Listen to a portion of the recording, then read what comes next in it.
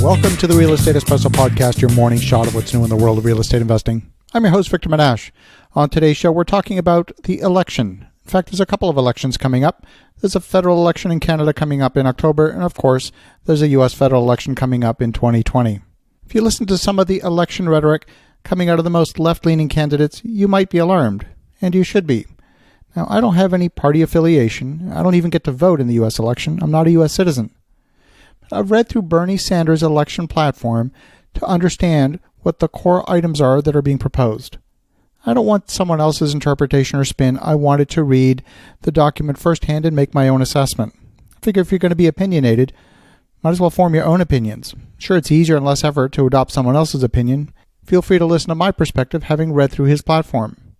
There are a lot of elements, and it's hard to determine which parts he would ultimately be successful in implementing. Politicians rarely get the chance to fully implement their agenda. Moreover, politicians have a nasty habit of burying legislation inside other unrelated legislation as a way of pushing it through the system. These omnibus bills make it very difficult to vote against something you don't want when it's bundled with something you do want. For example, the Canadian federal government recently implemented a rule regarding immigrant refugee claims. They buried it inside a piece of federal budget legislation.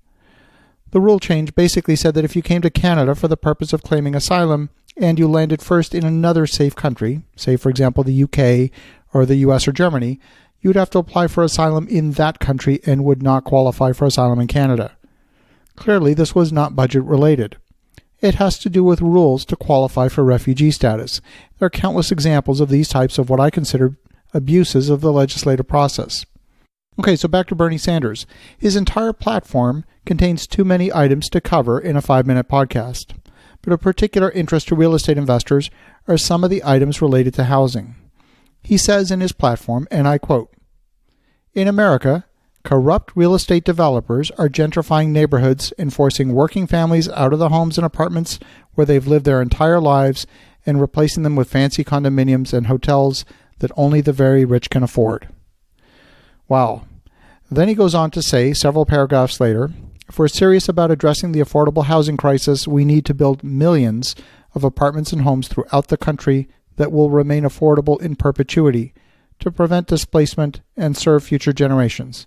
And when we do that, we'll create millions of good-paying jobs in the process. The points of his platform, in no particular order. Number one, to invest $1.48 trillion over 10 years in the National Affordable Housing Trust Fund to build, rehabilitate, and preserve 7.4 million quality, affordable, and accessible housing units necessary to eliminate the affordable housing gap, which will remain affordable in perpetuity. Units constructed with this funding will be eligible to be located in mixed-income developments. So he's talking about using federal funds to get in the housing business. Number two, use federal preemption laws to ensure these units are not segregated or excluded by local zoning ordinances. Number three, he wants to invest an additional $400 billion to build 2 million mixed-income social housing units to be administered through the National Affordable Housing Trust Fund that will help desegregate and integrate communities.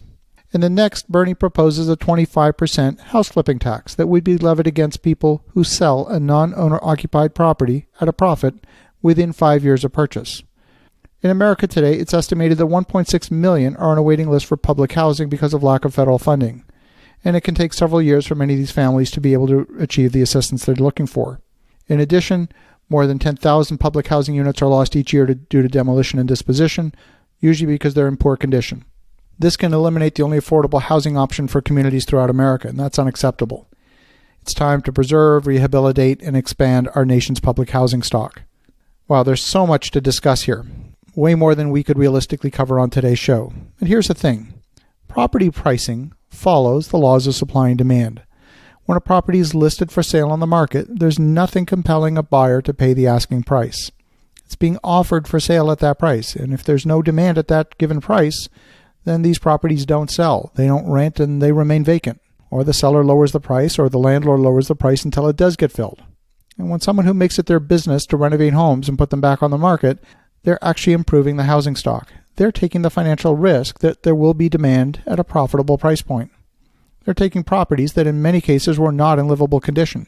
I know because I've done it.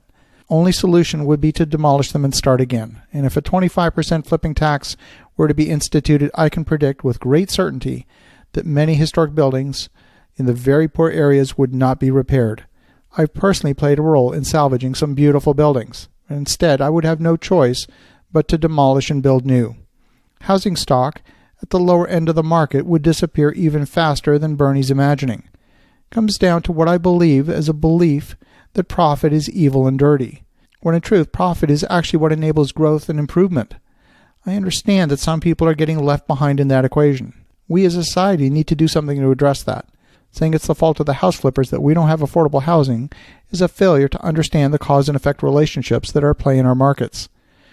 Reducing the price of Tylenol won't eradicate headaches. So the point of today's episode is for you to pay attention to what's happening in our politics, get involved and make sure your voice is heard. As you think about that, go make some great things happen. We'll talk to you again tomorrow.